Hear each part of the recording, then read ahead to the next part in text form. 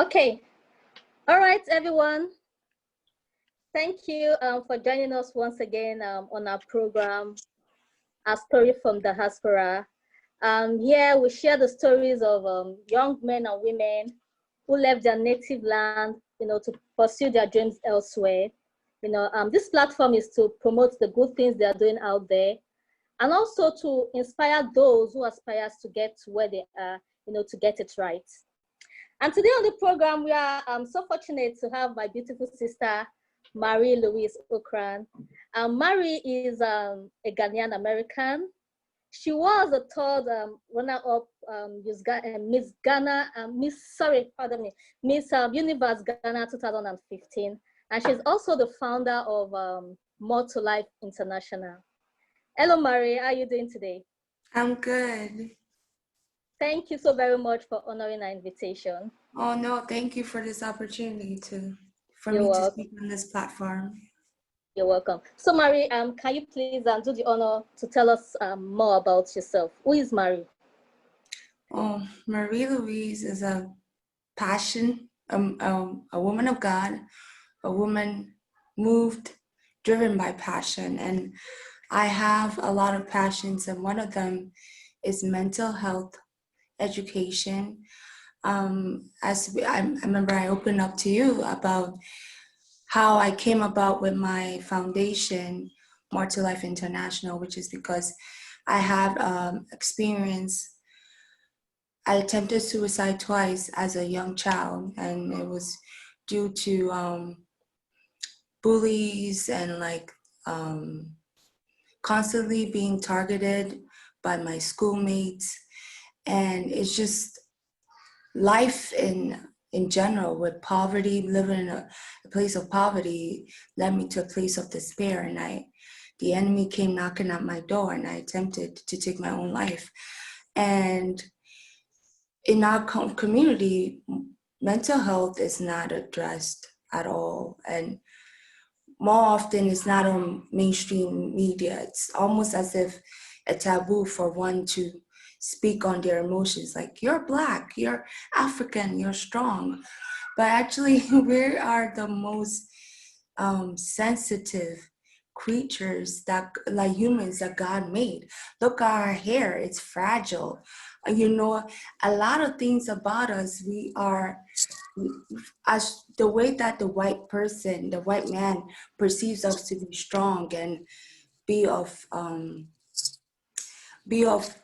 like almost unbreakable. A lot of times it's because we are forced to be so. I am one that I am for mental health.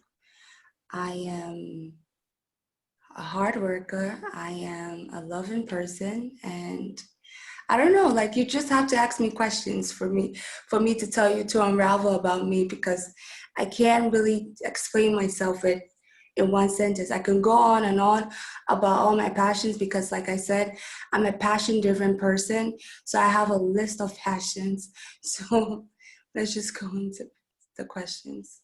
All right, Marie. Before we go on, all of you here, you can participate in this discussion as she speaks.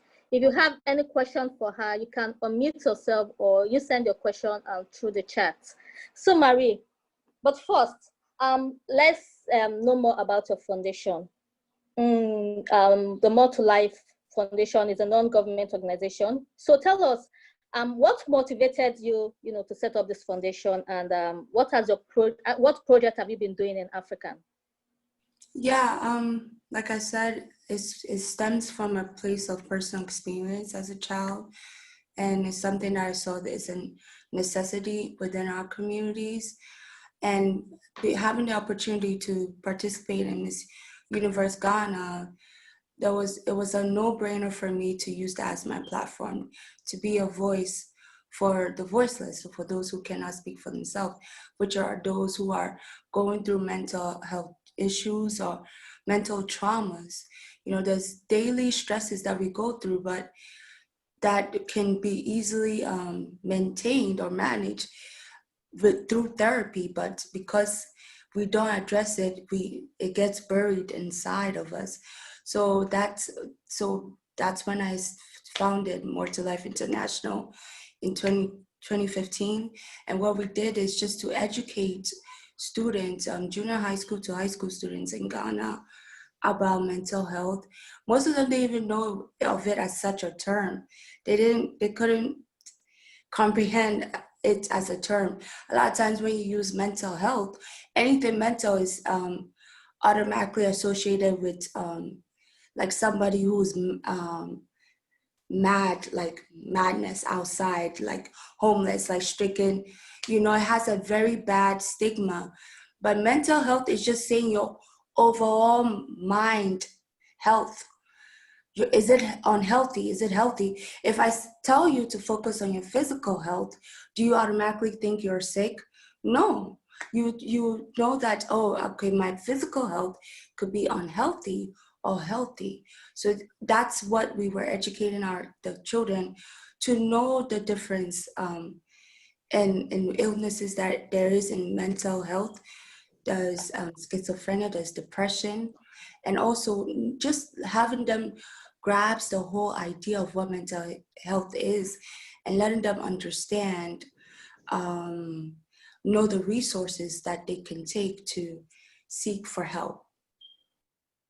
Okay, let's really talk about this and mental health. Just like you said, in African, mental people with mental health, they don't really come out, to they don't open up about their issues, to get help, because in African, when they do, they face a lot of stigma, because they see, just like you said, they see people with mental health as if they are mad. They having a mental health, mental illness, which are Yeah, two different things, and because of yeah, that, yeah, when they get so depressed and manage the situation anymore, most of them end up, or attempt to commit suicide.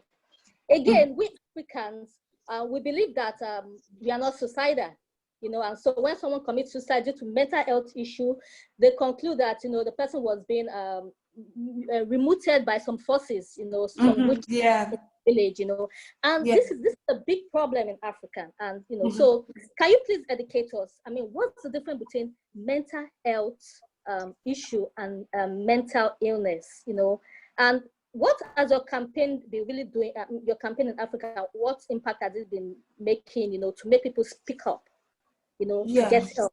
Also, what kind of help are they getting? And how is the government involved in all this? I mean, my organization is like the first responder, which is to like educate.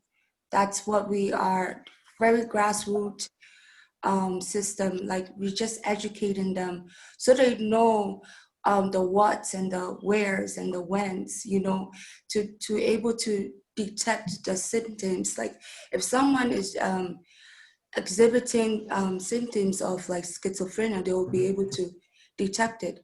The difference between like mental health in itself is your overall mind health. Just think of it as your mind health. We all have a mind. Okay, so the word mental has a very negative stigma on it. But if you take away mental and think of mind, you see that, oh, it's just saying my overall mind health. Where is your stance in your mind? So that's what we educate the kids to know the difference between, and also letting them know, prevent how to detect symptoms, and letting them know resources that are available local for them to take. There is I think at that time, I don't know if it changed, but in 2015 and 2016 that I was really active with this organization. Right now, it's like we are working on the back end. So, and with COVID, so I haven't really been active on it. But in 2015, 2016, when I went to Ghana to do a workshop with one of the schools there, I also went to have a meeting with the Mental Health Association, the CEO of the Mental Health Association in Ghana, and surprisingly, there's only one. There's only one mental health association in Ghana that addresses mental health, which is, obviously needs improvement. And going back to the notion of the mentality that mental health is like strictly like forces of from the kingdom of darkness. I mean, to an extent, but like remember, it's physical and spiritual. That you have to meet the physical standards and also the spiritual standards, because we are in this world, and to managing it and to lock it. I've heard some horrible stories, like some horrendous stories of people that are mentally ill being changed to trees, in church, like on the outside of a church, on some faraway land. And these people need the most attention. So it's like I said, it's spiritual and physical. You have to meet the physical. You can't negate the physical. You can negate the physical and just focus on the spiritual, because there are measures you can use to measure, to manage it in the physical, to treat it in the physical. Yeah. Yeah, and okay, also, people who attempt to commit suicide, in some parts of Africa, is a law that, anyone who commits suicide should be punished. So if someone commits suicide due to mental health issue, which couldn't be addressed and the person couldn't get help, should that person be punished? I mean, is that law right? In my opinion, is definitely not right. It is,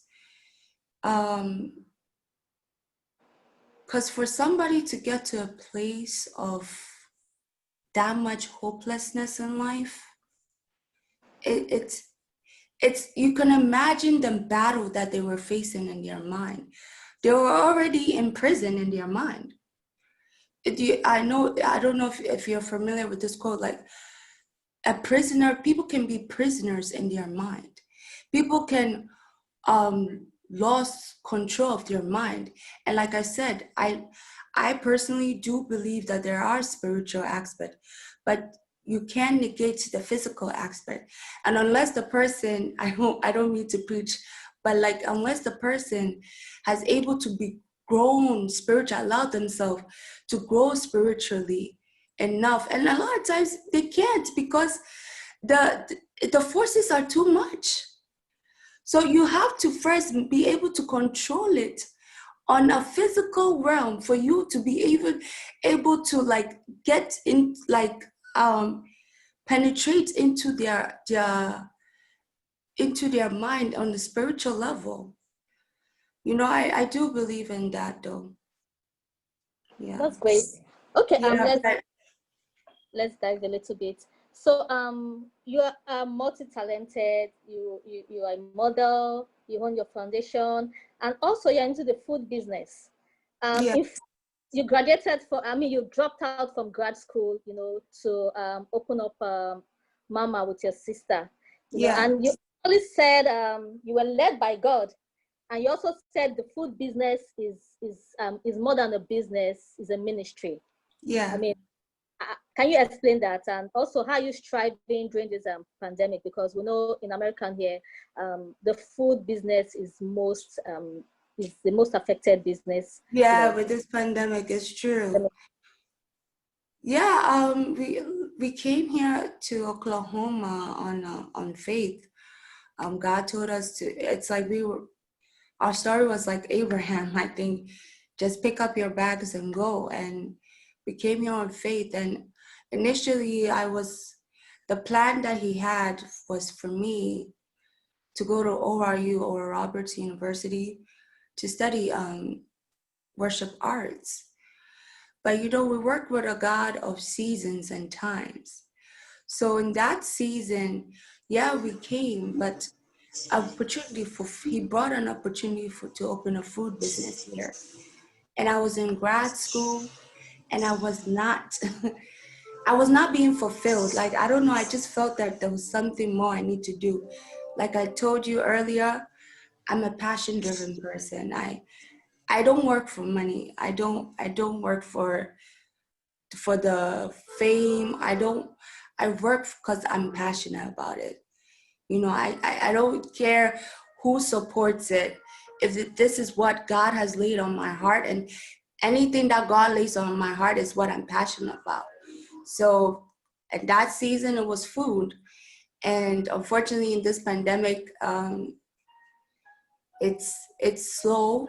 Like, I'm not even gonna lie. And I honestly, to be honest, I don't have the plan. He has all the plans, and yeah, it was a wonderful time. Like, our business was vastly growing. It's vastly growing, and even to now, to today, we get customers calling us. It is an African and Caribbean restaurant, and we are working on opening up again. But because it's like every time, especially Tulsa, now that COVID is like lowered on other states, but it's picking up here in Tulsa. So it's like it's a very shaken grounds, but I trust God and I believe Him to make a way. Yes.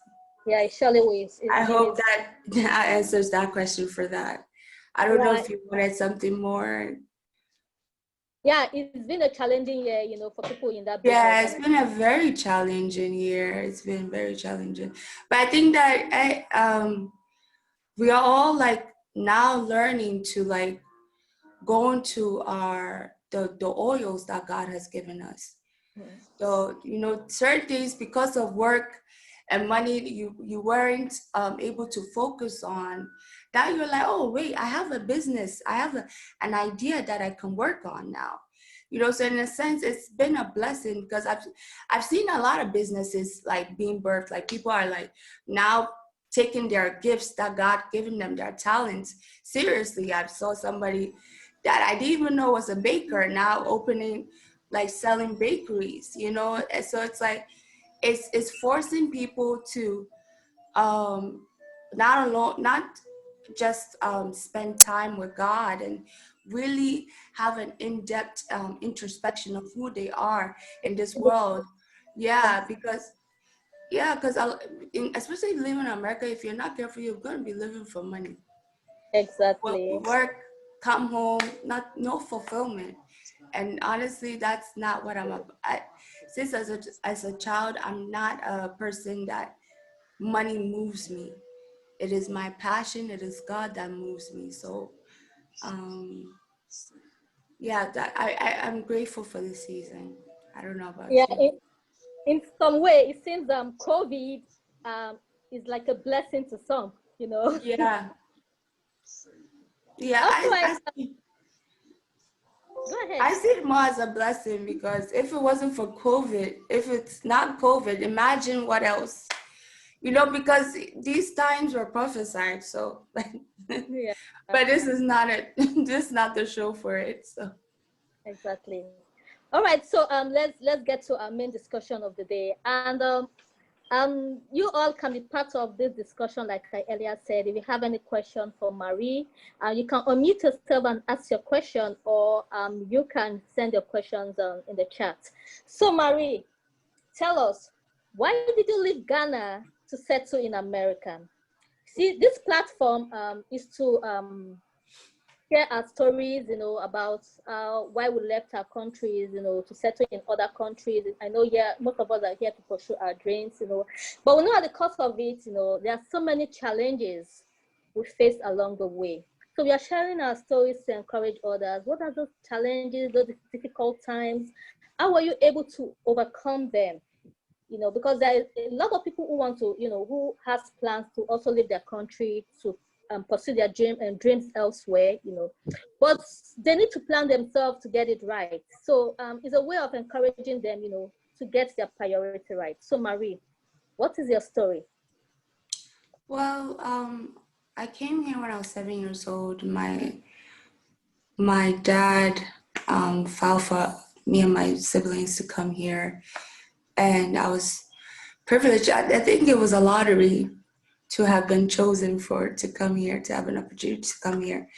And I just remember in Ghana, even though I've never seen America, I never been here. It's just because in like the society, in the community, everybody from who comes to America was raised on. So it's just you automatically desire it to come to America. So Sorry about that. Go ahead. okay, yeah. So you automatically desire to come here. And when I came here at 7, yeah, it's I had the opportunity to go to middle school, high school here. My middle school was tough, in terms of adjusting culturally, my accents. These now Africans are cool. Right now, my younger brother in middle school has a better time because Africans, because of Afro beats and all of that, people are more like receptive of Africans, the culture. By my time, Africans were still being called booty scratchers, very, very, very nasty words. And fortunately, I was in the middle of them, and being called an African was an insult. And honestly, I gotta admit, I was a bit ashamed, to be an African for a long time. I struggled with it. I remember my sister and I even made a pact that, you know what, we want to work on our accent. We want to change our accent. So we're only going to speak English. We got tapes that will train us to speak in like their American way, like with no trace of an accent. So I dealt with a lot of self-hate, and high school was a little better, but I still wasn't very embraceful of my African side and Ghanaian side. And I would say that this year is when I fully came to a full acceptance of where I'm from, and love for my culture, and yeah, and you came at the right time with this. Yeah, I came at the right time. It doesn't change things, Yeah, it's like you can take. Yeah, I get bullied for my ass. Sometimes when I'm in the midst of people, I don't open my mouth to talk, because when you're speaking with them, they will like be pretending as if they don't understand what you're saying, or they can't hear what you're saying. Yeah. But when they need a favor or something, they understand you very well. So Yeah. still there. These are the challenges we face. But let me ask you, because you're coming into a new, like I tell you, I give people an example about the Spanish people. They don't change their accent because they want to please anybody here. When a Spanish person speaks, is a Spanish. So why can't we Africans maintain our culture? Must I speak like them to be accepted, in this society? I mean, do you advise anyone coming in, to, learn how to speak like them? I mean, throw your culture or your accent away, just in order to blend in the society. Is that it? No, I completely see what you're saying. I remember, sorry, hold on. Let me tell my nieces to go.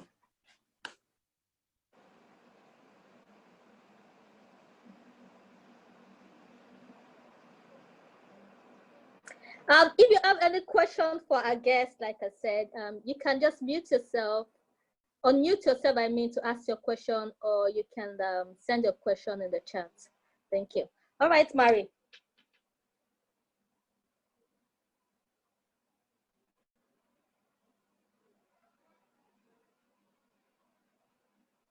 Okay, while we wait for her. Okay. Sorry, it was my, I had an emergency to attend to, sorry. It's all right. All right, so can you repeat everything you just said? Okay, we're talking about the backlashes, you face because of our accents and all that. So I'm asking, like I gave an instance about the Spanish people, even Jamaicans, when they speak, I'm Yeah. not the Jamaican person speaking. This is a Spanish person speaking. They accept themselves the way they are. But we Africans, we just want to throw away our culture to Culture, be like, yeah. to be. I mean, we think we feel that's the only way we can be fully accepted into the community where we find ourselves. But is it right for us to do away with our culture, our accents, and all that, our identity, just to belong in this society? Um, it's kind of very tricky. I wouldn't advise that now in my time and where my place of mindset right now. But I really do. I. It's more like my stance is I can't tell you what to do because it is a very difficult position to be in, and you can't really tell somebody to be proud unless they know the reason why. And the why is what is only gained by experience. Like I had to go through my own journey to really get to this place of understanding and really like fully accepting my culture. It's I don't know, it's more like everybody in like their own pace on how they accept it. Like I right now I would not advise it and I hope nobody does, but I don't also want somebody that is not set of mind to feel bad or like feel as though like they are like they are missing something. I don't know if you clearly expressing what I want to say with that. It's more like because I understand that everybody in their journey and you can't really tell somebody what to do, and you can Yeah. only tell them from your experience and hope that they take it. But and all in all, it's like whatever you feel that you feel is right. That's my advice. Whatever is you feel it's right for you to do in this time for you, just know that in the end the goal is to come to full acceptance and not to throw away your culture, because honestly you can't really throw away your culture if you think about it. You can Yeah. take you can take them out of Africa, but you can't take Africa out of them. You know what But I mean? yeah. You can't throw it away. You can hide it, but it's still part of you. So it's like no matter how you try to avoid it, run away from it, it's still who you are. Mm-hmm. So that's where my stance is on that. Just know that the goal here is acceptance of who you are. And who you are also is an African, a Ghanaian, a Nigerian, or whatever part of Africa you're from. But most importantly, just know that you are a child of God first. So Yeah. yeah, I think it was Ida Hosa that said a quote that he said that God told him he didn't create a black man, he created a human being. You know, so it's like, yeah, everyone in their journey. You Mm-hmm. can't throw away your culture because your culture is always part of you. You can choose to hide it, but in the end of the day, that's who you are, and you can't run away from it. So that's what I have to say on that. Yeah, you're right. Right. Okay, so let's talk about Africa now. Ghana is one of the countries in Africa that is said to be safe and stable. But yet young people, they still risk their lives to cross to Europe. Mm-hmm. And yeah, so my question is, why do young people in Africa look up to migration as the ultimate goal? Is it that they've lost all hope in Africa? I mean, if you think about it, Grace, like Felicity, um,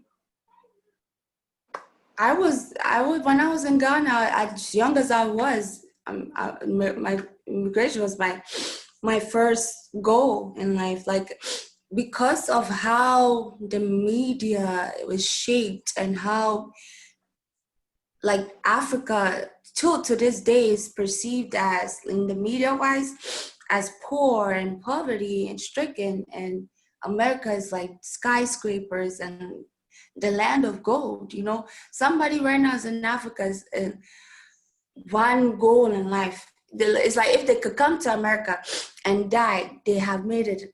They have made it. Like if they just come to America and they step on the land and they die on the plane and whatever, they have made it to America. That's their dream. So, and I can't really blame them for having that. It's just because government, the corruption, you can't ignore that.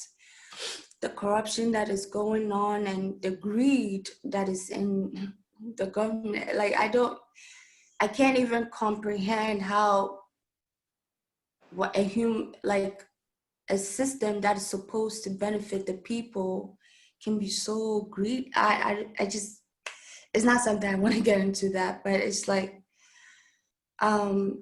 they see it as a goal because they feel as though there's no opportunities for them and around. They don't see the opportunities and they don't know how to take advantage of like the little opportunities that is given to them.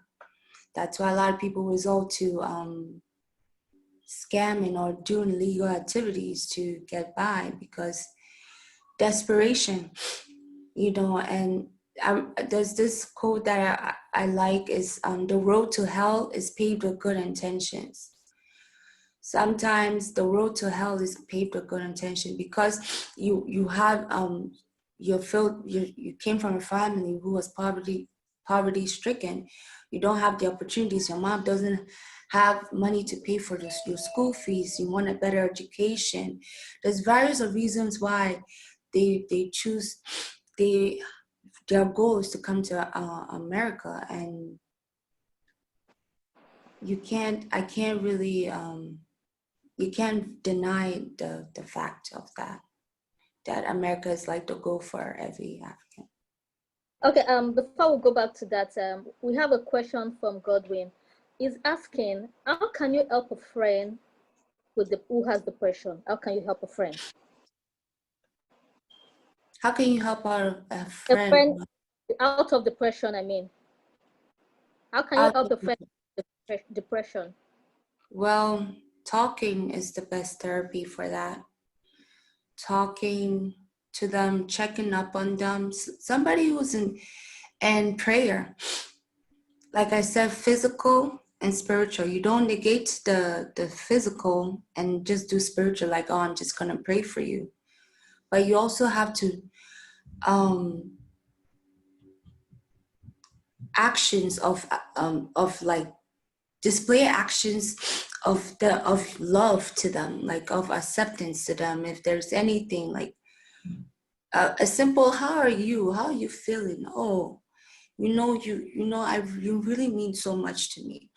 It's very simple. It's no like medical. It's a lot of times it's more so how they relate to someone, like how them feeling like they are needed, they are important in society. Because I remember in that time where I was in that state of depression, and in those twice that I attempted suicide, I always would, when I came out about this on my platform, I used to say that something told me, but now I know that it was God that was telling me. God was telling me that there was more to life. And now here there was a very silent whisper. Every time I was in that place of despair, I would hear, there's more to life. There's more to life. That means like your problems is temporary. There's more to come for you. You know, and that became my source of hope. That's why the organization is called More to Life, because there is more. Some people need to know there's more. Just that second affirmation, because in that place of depression, you have to understand that there are forces that are pounding in their mind of how they are worthless, how they are not needed, how no one is going to miss them, how they should they should just disappear, that nobody cares, nobody loves for them.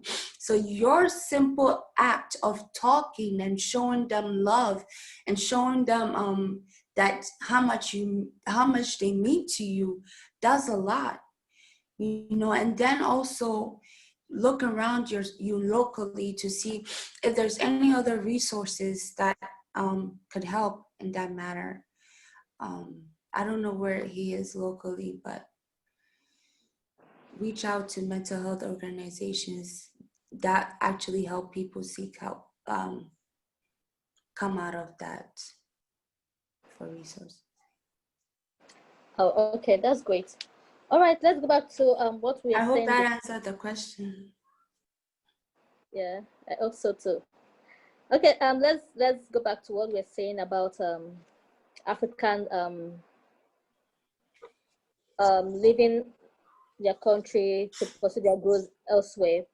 Um, some months back, a young girl from Ghana was found dead. Prior to her death, she was sending messages and videos and voice messages and text messages to her families and friends, informing them that her employers was trying to kill her, you know. And then a few days later, she was found dead. This was in Lebanon. Also in Lebanon, some young girls in Nigeria, they were crying out for help, you know, that they want to come back to their country, come back to Nigeria because of they were being physically, sexually, and psychologically abused by their employers. You know, these people come to Africa to recruit them, you know, to take up domestic jobs in Lebanon. And when they get to this country, they seize their passport to prevent them from, you know, coming back to the country, and they are being treated so badly. So a lot of them were lucky, you know, those young girls from Nigeria, they returned home, you know, but unfortunately, the Ghanaian girl, Te by name, she was just 23 years old. She lost her life.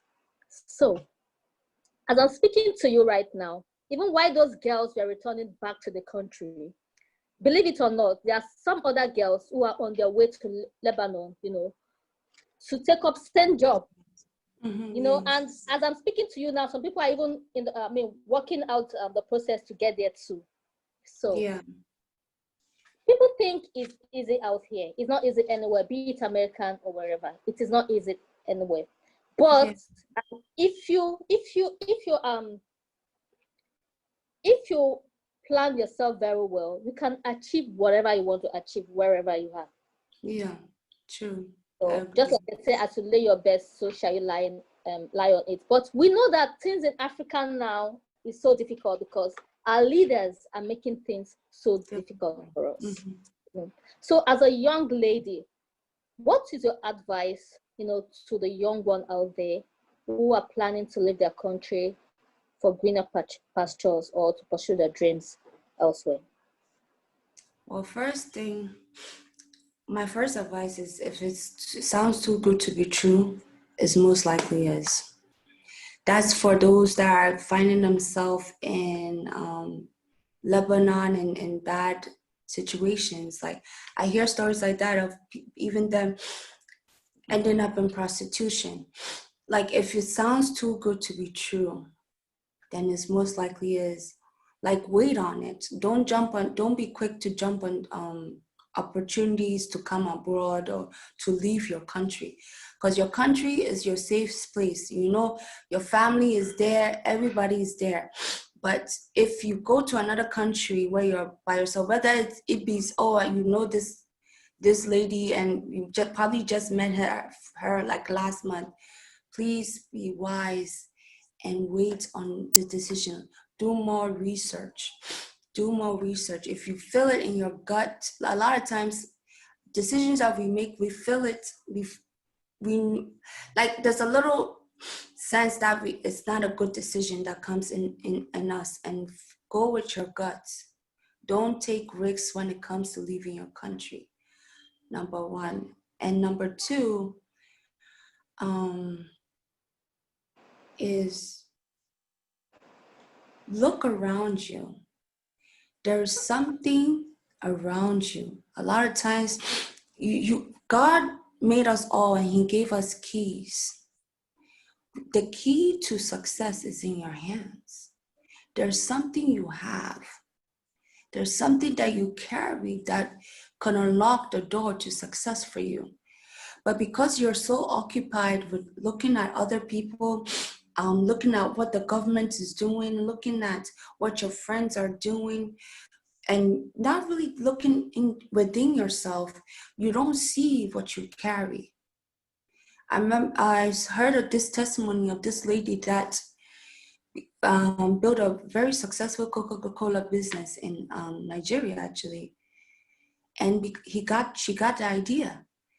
There's something always close by, because God, when he made you, he placed you in Africa. He placed you in Nigeria or wherever you are.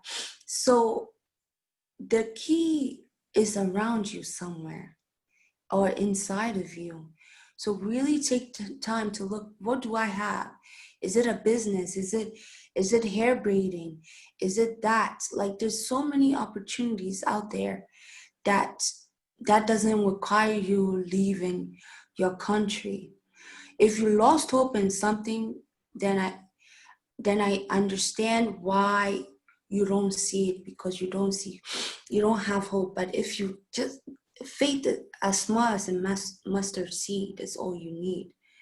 Just have hope that the way is God is gonna make a legal way, not an illegal way, a legal way, a way that is law abiding for you to come, either if it's his will for you to come to America, or a legal way for you to get an income. He's gonna make a way. All right, and trust in God. Pray. Prayer is your life source. Prayer is your secret source. And I don't know how many people on here that are faith-driven, believe in God, but honestly, I'm at a point in life this world is shaped in a way that the wicked are winning. So if you want to win, if you don't want to have God, then you're gonna do wicked things. But if you want to be a person that does good, then you have to trust God. You want to do things the right way, you have to lean on God for wisdom. You cannot do things on your own with your own flesh. Sometimes it does not make sense. You see a lot of, but this person, he did this, it's working out for them. Oh, they did this business, it's working out. You don't do that. You go to God for what he's telling you to do.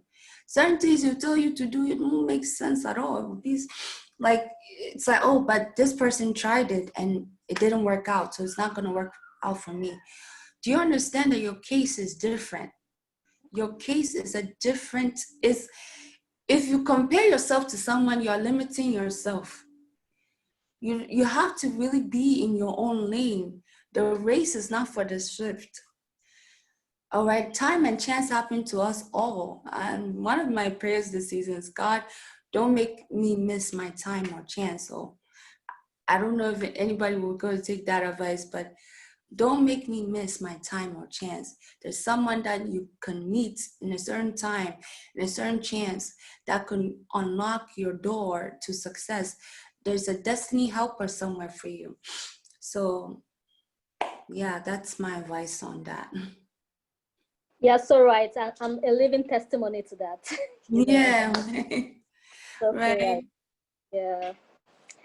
Thank you so much, Marie, for sharing your story with us today on our story from the diaspora. Thank you. I haven't done this in a long time, so I'm a little rough on the edges with this delivery. It's all right, and maybe some other times we'll invite you again, to advise young people out there. You're so young yourself, you're just 25 and you're doing a lot out there, so they need to, you need to inspire young people out, although you're doing that through your projects. Thank you so much, for taking out the time to share your story. And for all of you who participated with us today, thank you so much for being part of this Thank you for your support. And please don't forget to subscribe to our blogs and also tell others about our program. And we're also having a guest tomorrow. If you have the time, you can also join us tomorrow while we're here to listen to our friend from the UK who will be sharing a story with us tomorrow. Thank you and God bless you. See you some other time. Bye, Grace.